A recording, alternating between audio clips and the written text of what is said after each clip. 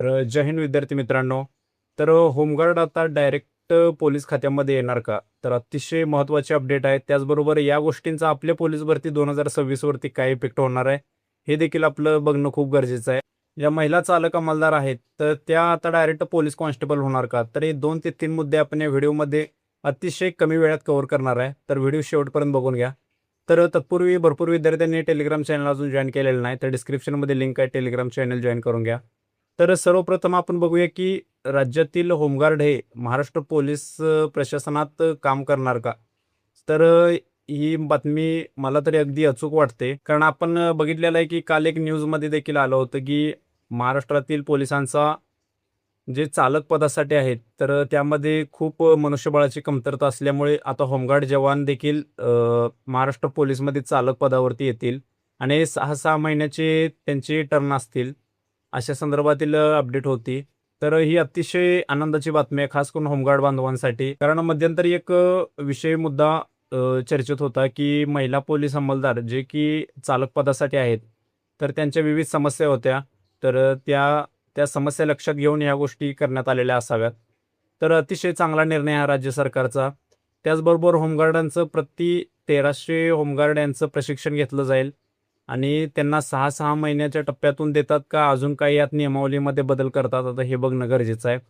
परंतु आता होमगार्ड बांधवांना देखील पोलीस स्टेशनमध्ये काम करण्याची सुवर्ण संधी भेटू शकते. आता या सर्व गोष्टींचा आपल्या पोलीस भरती 2026 वरती काय फायदा होणार आहे? तर निश्चितच फायदा असा होणार आहे की सर्वाधिक जागा ह्या पोलीस शिपाई पदासाठी रिक्त होतील. कारण आपल्याला माहित आहे की जे पोलीस चालक पद इथून पुढे कंटिन्यू जर होमगार्ड यांनी जर ती कव्हर केली, तर आपल्याला निश्चितच पोलीस शिपाई पदासाठी सर्वाधिक जागा राहिल्या जातील. आणि ज्या जिल्ह्यात जागा काही वेळेस निघतच नव्हत्या, जसं की काही वर्षाच्या भरतीमध्ये एखाद्या संबंधित जिल्ह्याला जागाच नसायच्या, तर त्या आता इथून पुढे तसं होणार नाही. 10 ते 15-20 जागा त्या तिथे निघत जातील आणि निघालेल्या पदभरतीमध्ये सर्वाधिक जागा ह्या पोलीस कॉन्स्टेबल पदासाठी असतील. तर याचा निश्चितच मुलांना फायदा होतोय, का की 18, 19, 20 वर्षाचे त्यांना अजून ड्रायव्हिंग स्किल नसते. त्याचबरोबर त्यांचं ड्रायव्हिंग लायसन अप्रूव्ह झालेलं नसते, तर त्यांना कॉन्स्टेबलमध्ये त्यांचा जास्त रस असतो. परंतु इकडे जागा कमी असतात. त्यामुळे मुंबईसारख्या ठिकाणी असू देत किंवा ह्या जर जागा आता चालक पदाच्या जर रिक्त जागा भरल्या, तर आपल्याला कॉन्स्टेबल पदासाठी अधिकची संधी भेटू शकते. की मी तुम्हाला आधीच्या व्हिडिओमध्ये देखील सांगितलेलं, आपली पोलीस भरती 2026 ही डिसेंबरच्या पुढे जाणार नाही. डिसेंबरच्या पूर्वीच ही जाहिरातीची ॲड पडून जाईल. भले ती नोव्हेंबर, डिसेंबर पडू दे, काही त्याचं मॅटर नाही, परंतु डिसेंबर क्रॉस होणार नाही. कारण आपण मागील व्हिडिओमध्ये तुम्हाला सांगितलं की पुढच्या वर्षी आय थिंक स्टार्टिंगपासूनच नाशिकमध्ये कुंभमेळा आहे मोठ्या प्रमाणात.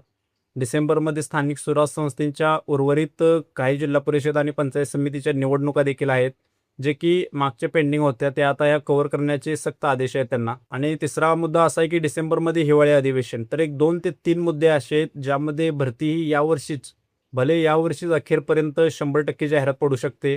कारण जर भरती लांबली तर वयवाढीवाल्या मुलांचा त्यांना परत एखादी संधी द्यावी लागेल, ही समस्या देखील निर्माण होते. त्याचबरोबर हिवाळी अधिवेशन आपण बोललो, कुंभमेळा, स्थानिक स्वराज संस्थांच्या निवडणुका देखील आहेत.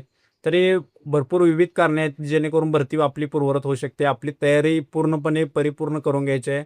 आता इथून पुढे आपले एक कंटिन्यू शेड्यूल पाहिजे, जसं की मैदानी चाचणीसाठी वेळ, लेखी परीक्षेसाठी वेळ, अजिबात गाफील राहायचं नाही. कारण खूप तुम्हाला मी बघतोय व्हिडिओ, त्यामध्ये असं सांगतात की निवांत राहा, तुमच्याकडे आता भरपूर वेळ आहे. आपण एक गोष्ट ध्यानात ठेवायची की जे विद्यार्थी पोलीस भरती करतात किंवा कोणती स्पर्धा परीक्षा करू देत, त्यांच्यासाठी निवांत किंवा आराम हा वेळ हा शब्द त्यांच्या डिक्शनरीत अजिबात नसला पाहिजे. कारण आज आपण रिलॅक्स राहतोय, कोणाचं तर मोटिवेट होऊन निवांत राहावं सांगितले, आपण निवांत राहतोय. परंतु त्या जागेसाठी आपल्याला एका जागेसाठी स्पर्धा करायची आहे, तर त्या जागेसाठी स्पर्धा करणारा महाराष्ट्रातील कुठल्या तर कोपऱ्यात अगदी स्वतःला पूर्ण घासत असतोय, स्वतःला घडवत असतोय आणि तो त्यावेळेस तुमची पोस्ट खाऊन जाईल. त्यामुळे आजपासून थोडी-थोडी कासवगतीने का होईना आपण ह्या फील्डमध्ये पाहिजे.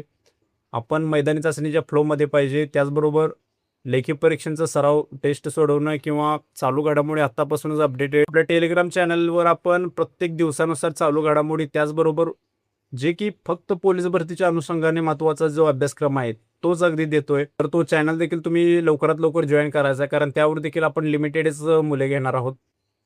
तर ही होती आजची आपली एक अतिशय महत्त्वाची माहिती, जी की यापूर्वी कधी घडली नव्हती. जे की महाराष्ट्र होमगार्ड आहेत, ते आता डायरेक्ट पोलीस स्टेशनमध्ये त्यांना चालक पदावर, पोलीस शिपाई चालक पदावर काम करण्याची संधी भेटेल. जे महिला चालक पोलीस आहेत यांच्या संदर्भात एक असा निर्णय येईल बहुतेक, कारण याबाबतीच्या चर्चा आहेत अजून, परंतु याला कायदेशीर आधार आहे की नाही मला माहीत नाही.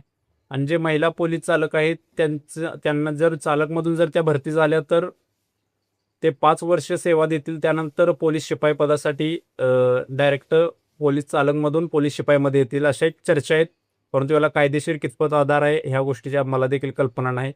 या गोष्टीची शहानिशा करूनच मी नंतरच्या व्हिडिओमध्ये तुम्हाला नक्की सांगेन. तत्पूर्वी आजच्या व्हिडिओमध्ये एवढी माहिती पुरेशी आहे. नेक्स्ट व्हिडिओ कोणत्या टॉपिकवर असावा नक्की कमेंट करा. भेटू नेक्स्ट व्हिडिओमध्ये. तोपर्यंत सर्वांना जय हिंद.